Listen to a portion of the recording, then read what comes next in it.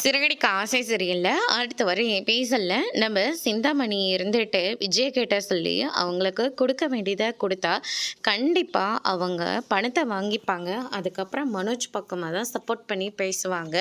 நீங்கள் வேணா பணத்தை கொடுத்து பாருங்க மாஸ்டர் அப்படின்ற மாதிரியே சொல்லிடுறாங்க.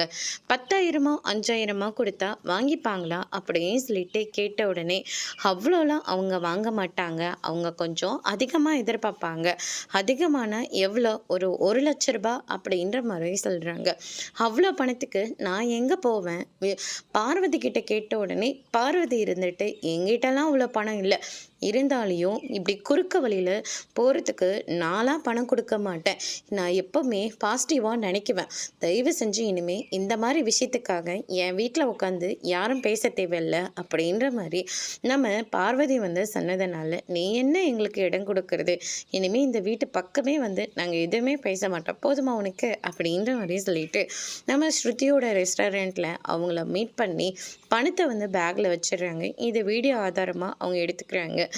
நான் உங்களுக்கு லாஸ்ட் மார்னிங் கொடுக்குறேன், ரோகிணியை உங்களால் ஏற்றுக்க முடியுமா முடியாதா? அவளெல்லாம் நான் என் பிள்ளை கூட சேர்த்து வாழவே விட மாட்டேன் அப்படின்னா ஜெயில் கிளம்பி என்ன தயாராக இருந்துக்கோங்க. ஏன்னா எனக்காக நீங்கள் லஞ்சம் கொடுத்தீங்கல்ல, அதை நான் வீடியோவை எடுத்து வச்சுருக்கேன். கோர்ட்டில் கேஸ் வரும்போது இந்த வீடியோவை நான் காட்டுவேன். அதுக்கப்புறம் நீங்களும் உங்கள் பிள்ளையும் ஜெயில் கம்பி எண்ண வேண்டியதான் அப்படின்ற மாதிரி சொல்கிறாங்க.